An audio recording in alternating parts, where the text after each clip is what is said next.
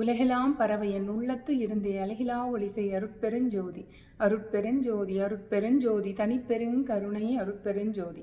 வாழ்க வளமுடன். இன்னைக்கு நான் மருந்து அப்படிங்கிற டாப்பிக்கில் வர அகவலில் இருக்கிற அந்த 4 வரியை நீங்கள் மனப்பாடம் பண்ணுங்கன்னு சொல்லிட்டு அது ஏன் இன்றைக்கி சொல்ல வரேன் அப்படின்றத சொல்கிறேன். அது டீகோட் பண்ணி கரெக்டாக அர்த்தம் அப்படின்லாம் இன்னும் எனக்கு அவ்வளோ பெருசாக தெரியல. ஆனால் எனக்கு அர்த்தம் புரியுது, உங்களுக்கும் புரியும். புரியலன்னா நம்மளாக உட்காந்து டீகோட் பண்ணலாம் எல்லாத்தையும். இனிமேல் தான் டீட்டெயிலாக, அதாவது கேட்டிருக்கேன், ஐயா சொல்லி கேட்டிருக்கேன், சேலம் குப்சாமி ஐயா. இன்னும் அதெல்லாம் வந்து நல்லா பாலிஷ் பண்ணணும், இன்னும் டெப்த்துக்கு போய் அதோட அர்த்தத்தெல்லாம் நான் புரிஞ்சுக்கணும். இப்போதைக்கு நம்ம வந்து அந்த அர்த்தம் மேலோட்டம் நம்மளுக்கு நல்லா புரியும். நம்ம அந்த மனப்பாடம் பண்ணி அது டெய்லி சொல்ல ஆரம்பிக்கலாம். சொல்ல ஆரம்பித்தோம்னா நம்மளுக்கு மரண பயம் போகும், நரைத்திரை மூப்பு அண்டாது. இதை நான் நம்புகிறேன், இதில் உண்மை இருக்குது. ஏன்னா வார்த்தைகளே மந்திர சொல் எல்லாமே.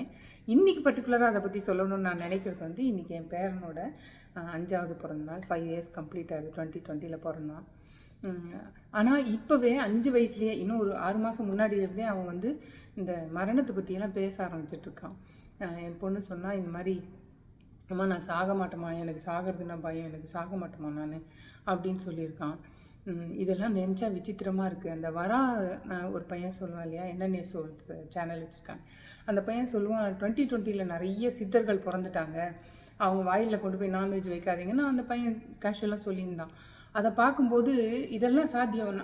அதாவது நான் வந்து நான் ஒரு 10 வயசு அந்த மாதிரி, 7-8 வயசுக்கு மேலே, 7-8 வயசில் சாகக்கூடாதுன்னு நினச்சேன். என் பேரன் இன்னும் ஒரு படி முன்னாடி போய் 4.5 வயசுலேயே ஆரம்பிச்சிட்டா. அதனால் ஆனால் அவன் வந்து பிரசவத்தும் போது நான் போக முடியல, கோவிட்னால போக முடியல. அங்கே என் பொண்ணு வந்து தனியாக தான், என் பொண்ணு மாப்பிள்ளை என்னுடைய கசின் தானே எனக்கு சம்மந்தி, அவள் எல்லோரும் தான் பார்த்துட்டாங்க.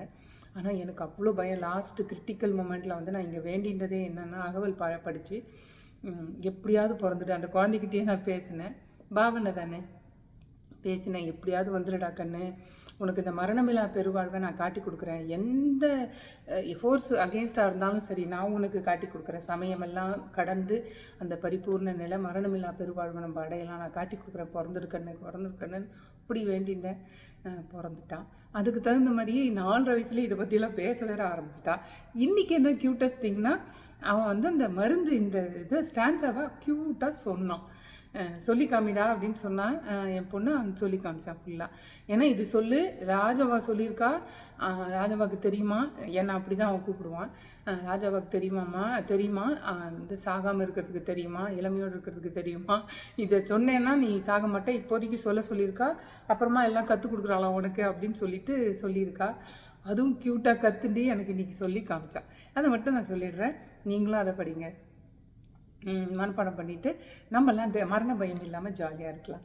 அது என்னன்னா, உடற்பிணி அனைத்தையும் உயிர்ப்பிணி அனைத்தையும் அடர்வர தவிர்த்த அருட்சிவ மருந்தே, சித்திக்கு மூலமாம் சிவமருந்து என உளம் தித்திக்கும் ஞான திருவருள் மருந்தே, இறந்தவர் எல்லாம் எழுந்திட புரியும் சிறந்த வல்லபமுறு திருவருள் மருந்தே, மரண பெரும்பிணி வாரா வகைமிகு கரண பெருந்திரள் காட்டிய மருந்தே, நரைதிரை மூப்பவை நன்னா வகை தரும் உரை தரு பெருஞ்சீர் உடையனன் மருந்தே, என்றே எண்ணினும் இளமையோடு இருக்க நன்றே தரும் ஒரு ஞானமா மருந்தே, மலப்பிணி தவிர்த்தருள் வளம் தருகின்றதோர் நலத்தகை அதுவென நாட்டிய மருந்தே, சிற்சபை நடுவே திருநடம் புரியும் அற்புத மருந்தெனும் ஆனந்த மருந்தே.